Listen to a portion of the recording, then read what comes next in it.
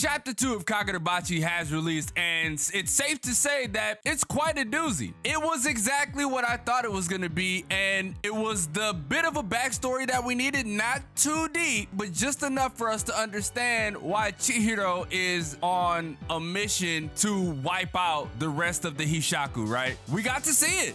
His father was murdered right in front of him. The man that he cared about so much, the person who raised him to be who he was up until that point. We understand why he is so emotionless. It's like I said, it's not enough, which I'm glad that Takeru Hokuzono, the mangaka for this, just gave us a little bit, right? Didn't give us the whole spiel right away because we still don't know why the Hishaku were fully after the enchanted blades, right? We just understand that they wanted them. But there's so much more that needs to be questioned. How did they know? Because Mr. Shiba explains to us that there was a barrier to prevent the shop from ever being found. Let's start from the beginning. First and foremost, how did they know about the barrier? Who told them about the barrier? 2, how did they break the barrier? 3, I just realized that Mr. Shiba is indeed a sorcerer. But it was obviously when we seen him use teleportation sorcery. That was when I was like, huh, interesting. I thought he was a swordsman. But anyway, that's besides the point. What made this chapter so dope is not only did we get a little bit of backstory to give us a little bit of clarification as to what happened, right? As to what transpired between the sources. So we know there's 3 of them, right? We know there's 3 of the Hishaku. But what was cool was the fact that just 3 years ago, Chihiro had no combat experience. He had no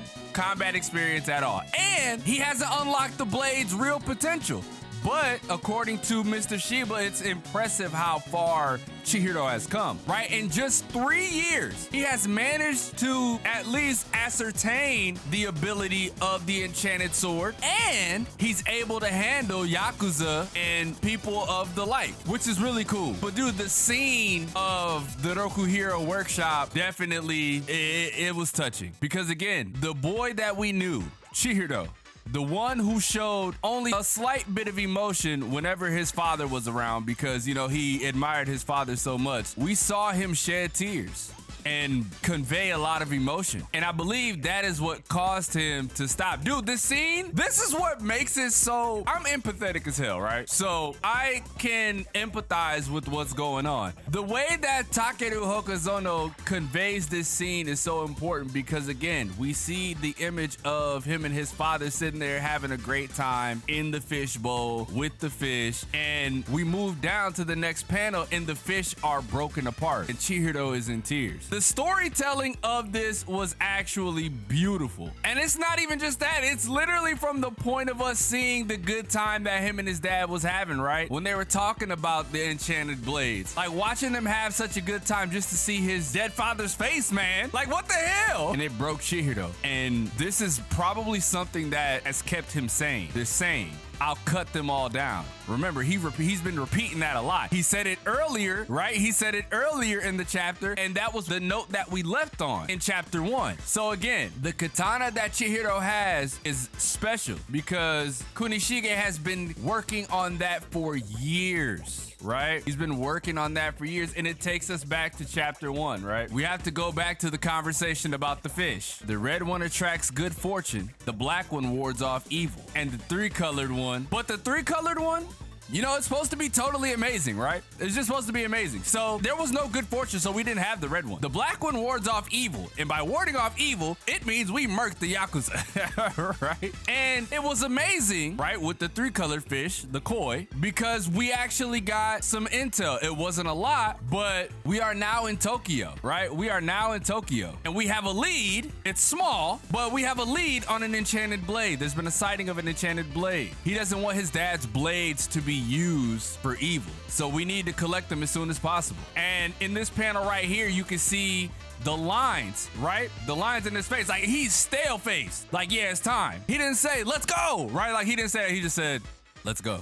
Let's just handle this. Let's do it. You can tell that he doesn't want to get too emotional because that could very well either A, make him snap, or B, ruin everything that he's done so far. And like I said, it's world building. So we understand just how important his dad was, right? According to Mr. Shiba. We understand how important his dad was to the war. He was just as important as the people on the battlefield.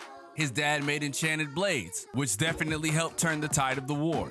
We can assume that the Hishaku were who the war was being fought against. And now that there are remnants out there, they waited a very long time. Very strategic, by the way. They waited years. And since Mr. Shiba couldn't tell that the barrier was being fondled with, they've been working on this plan, like I said, this whole time. They slowly chipped away at it until Mr. Shiba was nowhere near and they got in and assassinated Pops. And now, like I said, we know so much, but there is still so much mystery. So much mystery. For those of you that think this is trash, I hope you guys find a different manga to read because you don't need to be here. Take your asses somewhere else. Go read some other shit. Go read your little axe pieces of shits that you used to read before, right? Just go enjoy those. Y'all want to complain about what's going on here? Numbers don't lie too, by the way. Just want to let y'all know because these numbers have been crazy. The numbers for Kagurabachi have been crazy. I will make a video about that soon, talking about the numbers and just how significant they can be, but not to get too excited over them because those numbers are over here, not JP. You know what I'm saying? We'll have to take a break there. But anyway, man, this chapter was actually really fucking good, dude. I felt it in my chest. I felt this chapter in my chest, bro. I couldn't believe it. I didn't think they were gonna show in its entirety what happened, even though they didn't, but to at least make it as graphic as it was and for us to look at it from Chihiro and Mr. Shiba's perspective, consider me sold, bruh. Consider me sold. I'm in. Let's go take down the Hishaku. Let's learn more and more about the world that we're in. Let's learn more and more about Chihiro's father. More than we know, right? Because we still don't know a lot. We don't even know about Chihiro's mom, right? That could be a turning point. What if Chihiro's mom was a sorcerer? I'm telling you, bro, there's so many things for us to pull from here that we just have to look forward to when all of this takes place. You know what I mean? Again, love the chapter. The manga is so good. 2 chapters in, and we're getting, again, this is the Gachi Yakuza comparison, right? I make this comparison all the time. The world building at the beginning. You don't have to do something so drastic and crazy to make us understand something, but what you're doing is you're giving us time to understand and not only empathize with Chihiro, but you're giving us time to understand the world and just how things operate, who's the bad guys, who's the good guys, the setting, the narrative, the tonal shifts, all of that. You're letting us understand this right away, and I genuinely love that. So big shout out to Takeru Hokuzono. I'm glad your manga is reaching overseas as well as it has, and I hope that it continues to touch those in Japan, as I believe it will. Anyways, man, what were your thoughts on this chapter? Make sure y'all let me know in the comment section below. Leave a like if you enjoyed, subscribe if you're new. Kagurabachi Hive, we are here. Kagurabachi Hive, we ain't rolling. We ain't moving, bro. We ain't moving. And don't worry, Gachi Yakuza gang. I got y'all later on today. I will upload the video of the chapter. It's just been a real busy week. I've been doing a lot of business stuff. So again, thank you guys for continuing to support your boy and continuing to give me good luck and good faith as I do for you guys. With that being said, man, it's your boy DomoSenpai, and I will catch you guys in the next video.